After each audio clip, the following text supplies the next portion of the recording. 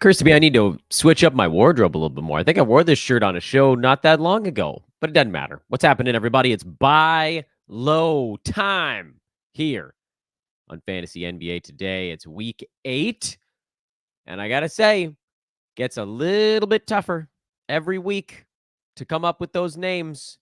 Little bit tougher every week because the great settling, the great leveling has occurred. But don't worry, we have a few left in the hopper. And lately, we have been churning out some serious profit. It doesn't always work like that. Now, sometimes and this was the case for us a little bit earlier in the season. We had, a Jaren Jackson Jr. and OG Anunoby on the list 3 weeks ago, and their turnaround was not immediate. If you bought low on JJJ, it took another week and a half for things to start to get going right. For OG, it took until 2 games ago for things to start cooking in the right direction. But luckily, they have turned. And what we're going to do here first, we're going to recap where things have been for our buy lows over the last couple of weeks. And then we'll turn our attention to a few new names we can throw up on the board. I am Dan Bespris. Make that bigger for you guys watching so you can see it. There's the handle at Dan Bespris on social media. Please do take a moment to find me over on Twitter. And please take a moment to like, subscribe, and if you're listening after the fact on traditional pod channels, please take a moment to drop a 5-star review. Let's start looking at some of these names here. And again, we're going to look at it sort of from the back forward, which I say it out loud and I realize that was sort of odd nomenclature. But let's start with what's been going on our board lately. First of all, Jaren Jackson Jr., Jalen Williams, Julius Randle are all up big, basically, since the last time we looked in on some of our buy low recs. Julius Randle took off immediately. That was a pretty easy one because he was shooting 39%, and you knew that wasn't going to hold all year. He's still only up to 158 overall on the season, but over the last 2 weeks, things have improved dramatically. He's a top 35 play over that stretch while shooting 60%, which, again, that's not a sustainable number, but you knew a good stretch was coming after such a prolonged, quiet span. Jaren Jackson Jr. is top 20 over the last 2 weeks.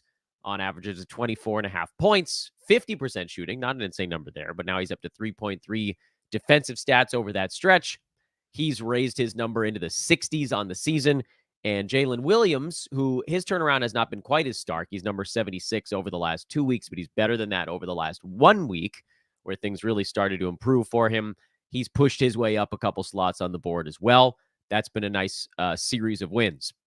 Arguably the biggest win we've had over the last week is OG Anunoby, who jumped from number 113 to number 82 over the last, about a week, which is weird because the week before that, he kind of didn't do anything. He was top 90, 100 range. In fact, he might have even slipped a spot or two, but he's number 28 over his last 3 ball games. Again, small sample, but you always knew these better games were coming. The steals haven't even really fully come around for him yet, but other things are starting to look more like the guy we know. He's working his way up the board. Some of these buys are starting to cash in. We do have 3 names that didn't really move over the last week. DeMar DeRozan, who is having a strange time with hitting. Still can't fully understand that one. Over the last week, he's taking 12 free throws a ball game, but he's only hitting 78% of them. He's only shooting 39% from the field over that stretch. He's averaging 30 points and 8 assists, but the percentages are just not where you expect them to be. And the beauty of DeMar is that they'll come around. I don't know why it's taken longer this year. I don't know why he's at 44 and 80 when we expected him to be in the high 40s and the mid 80s. But eventually they'll start to tick that way.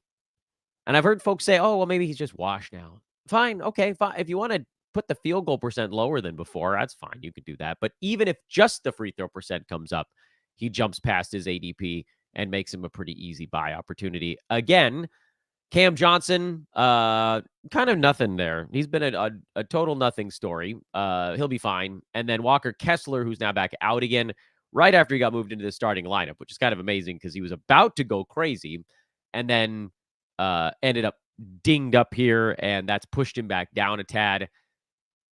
Yeah, he's up to 29 minutes a game prior to that. If you can get him, now's your last chance to do it. Truly the last chance. What else have we got going on here? That's not the only one, believe it or not. We got another short recap. Keegan Murray was on our buy board. He's up 10 spots over the last week. Zach LaVine, sadly, was on a buy board 2 weeks ago, and then he got ruled out for another month. So that one's turning out to be a very bad recommendation.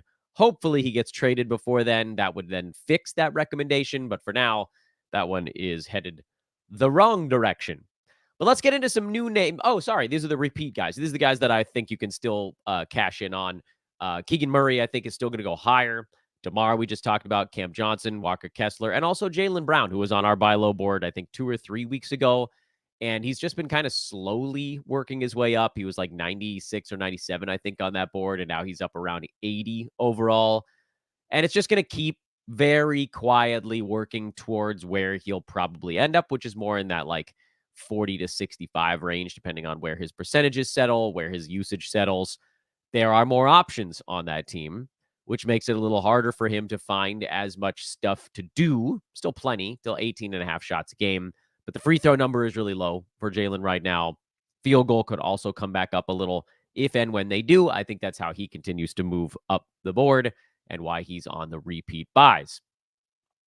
Let's get into our 3 new names for this week. First of them is Damian Lillard, who's in a funky shooting slump right at the moment. That's pushed him down to number 21 on the season. 42%, pretty high volume from the field, 17 field goal attempts, 92%, high volume at the free throw line is kind of carrying his numbers. But a lot of this stuff for Dame is fine. 25 points, 7 assists, a steal, 4.5 boards, 3 3-pointers a game. Usage is not surprisingly down because he's playing next to Giannis Antetokounmpo. But that 42% from the field is a number that, in my eyes, is going to work its way back up. And why am I confident of that? Well, it was just there like a week and a half ago. Also, we know enough about Dame over the years to know that he hasn't shot this poorly outside of his oblique-plagued 29-game season 2 years ago since all the way back in 2015.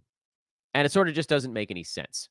And if you're like, oh, no, shot profile. Well, last year, more than half of his shots were threes, and he still shot 46%.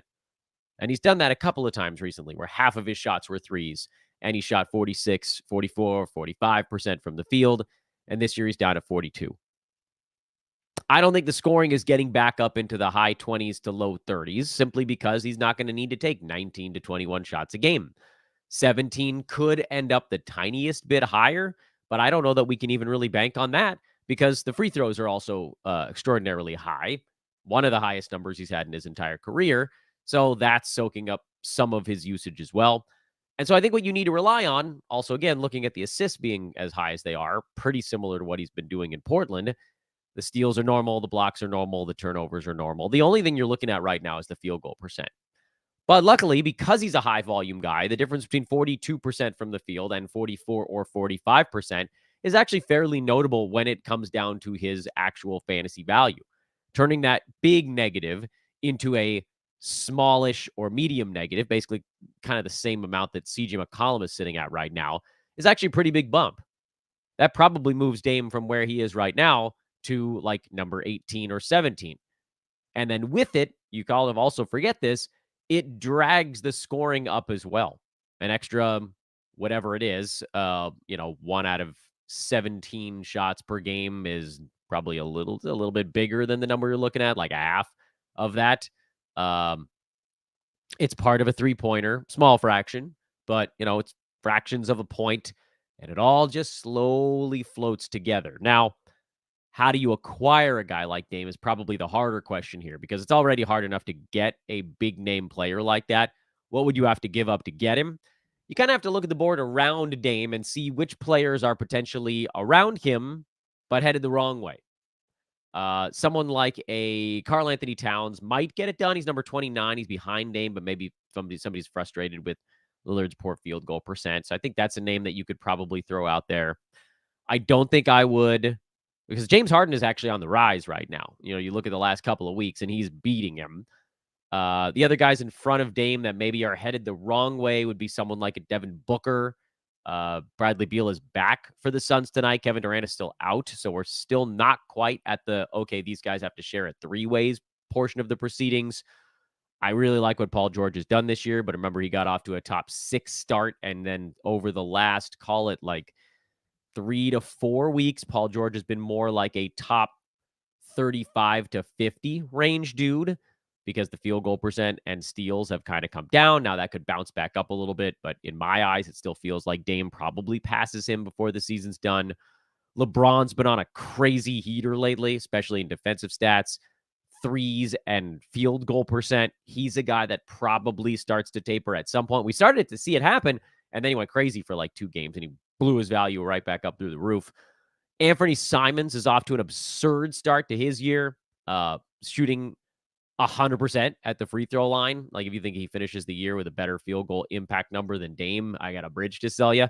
The other stuff with Simons, like the low field goal percent, probably sticks. I don't know about the 30 points per game, because remember, most of the games he's played right now have been without Brogdon, without Jeremy Grant, without DeAndre Ayton. I think he played with most of those guys on the first game of the year. Simons isn't going to be able to keep doing what he's been doing here lately.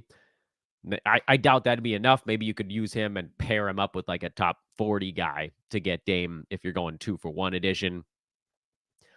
I don't think I'd give up more than that.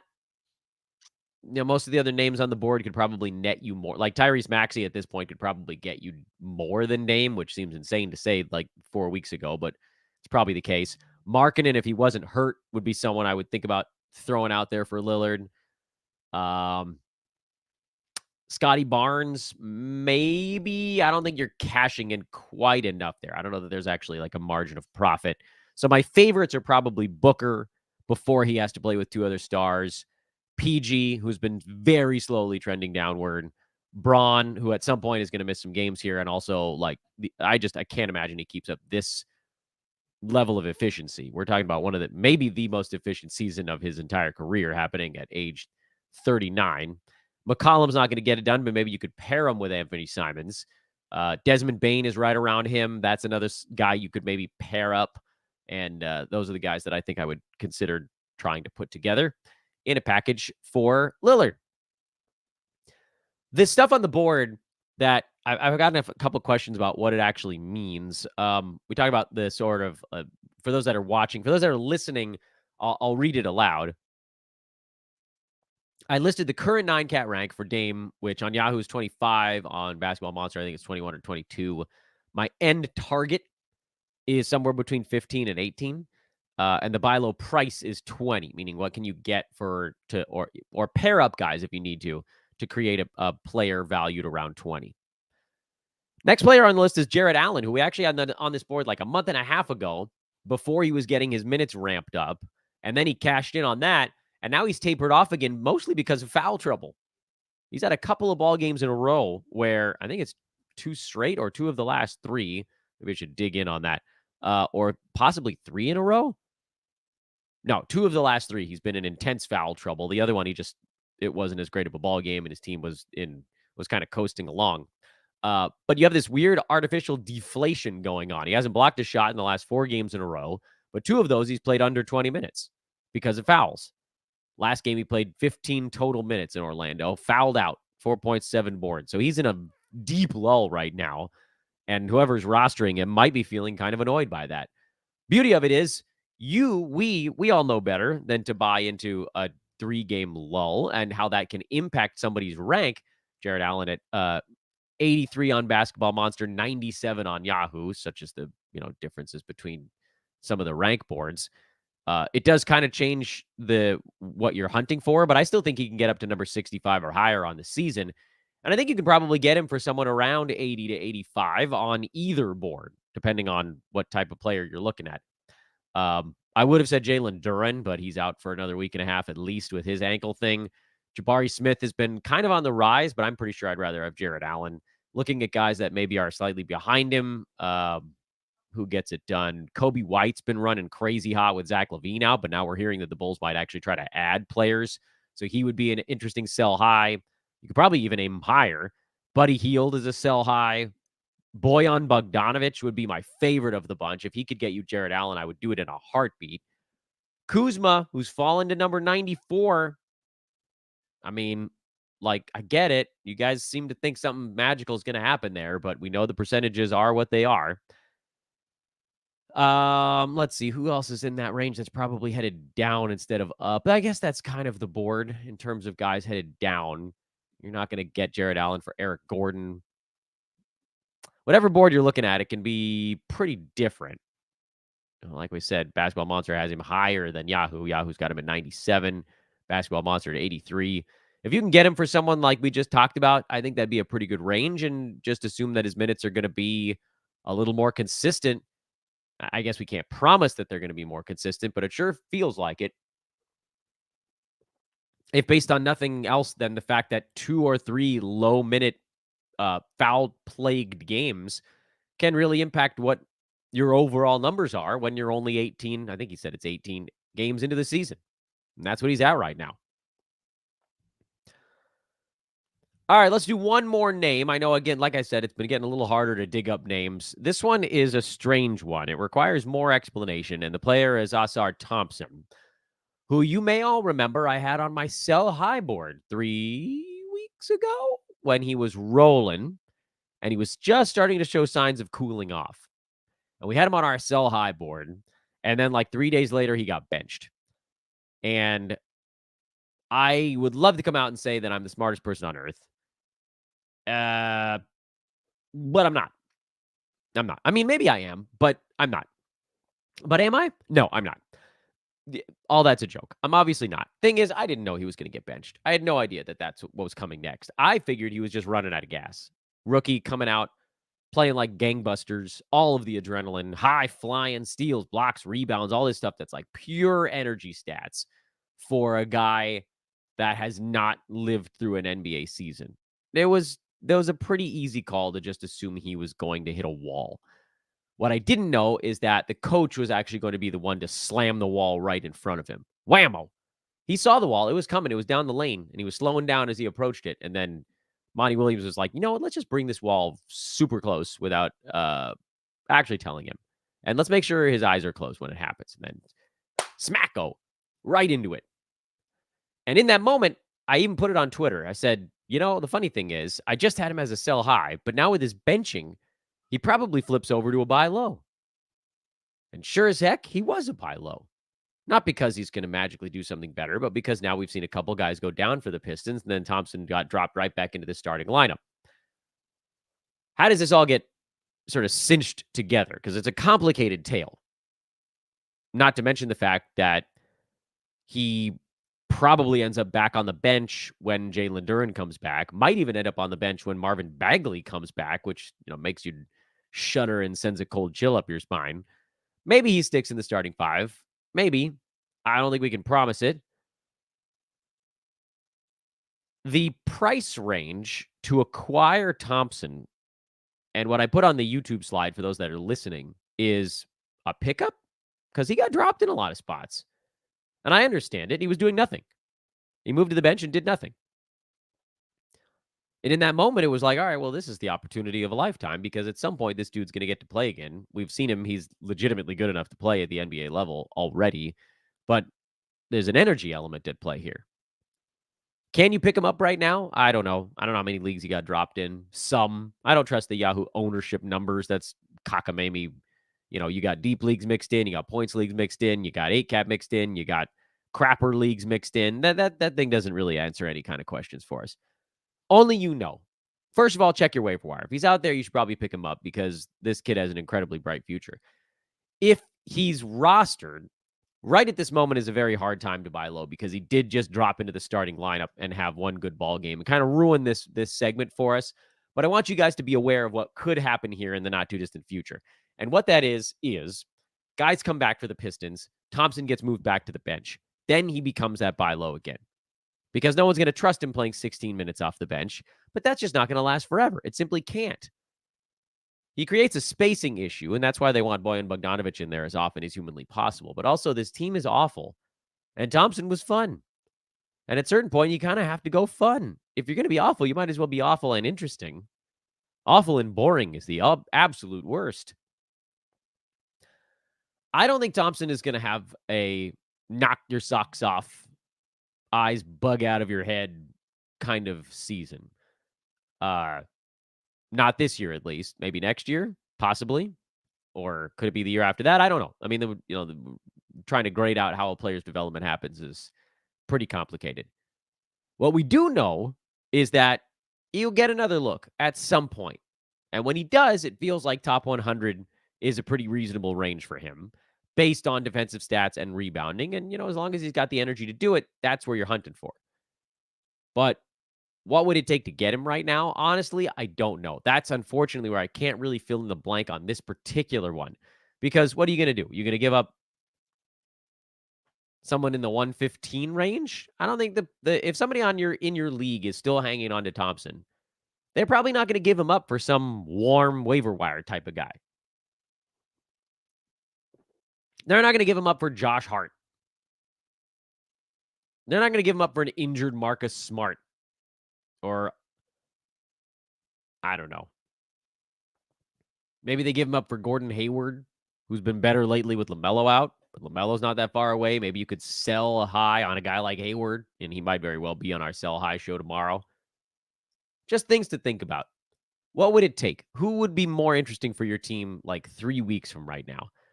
Problem, of course, is that if you pick up Thompson today, and that's why this is sort of not a super accurate name to put on the board. If you get him right now, you're knowing that there's going to be another, I would think, pretty significant dip before things eventually get back to a decent spot.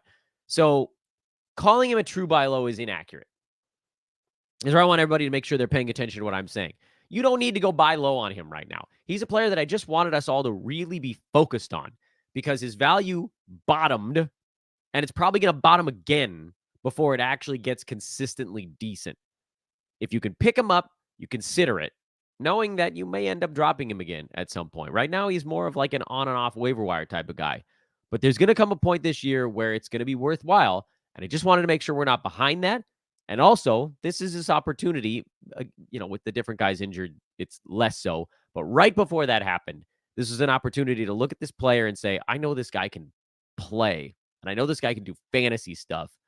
How can I get my hands on him the easiest way possible? Right now, I think the answer to that is to wait. Don't buy him right this second. Wait until guys start to come back.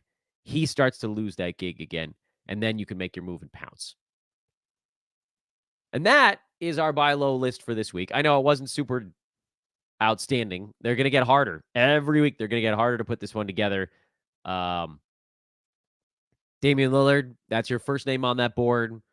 Again, I know it's not perfect. Because there's such little wiggle room there.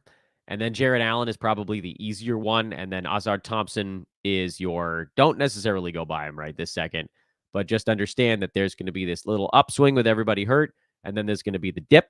And that's the point where you want to start to think about, kind of strategize the attack. All right. Okay. I think we're all clear on that. I'm Dan Vesperis at Dan Vesperis on social media. Come hang with us in Discord. The Sports Ethos Discord is free. It's wonderful. Everybody's answering each other's questions. We're all having a damn blast over there. That link is in the show description. Just go find it. It's super simple. A lot of good stuff actually is in the show description, including a link to manscaped.com where you can get 20% off and free shipping with promo code ETHOS20. Get your Hanukkah and Christmas presents for the hairy man in your life at manscaped.com with promo code, again, that is ETHOS, ETHOS20, 20% off, free shipping at manscaped.com. Sportsethos.com, the website, Ethos Fantasy BK. This is Fantasy NBA Today, 2 for Tuesday in the books. We'll see you guys again tomorrow with another, maybe double. See you then.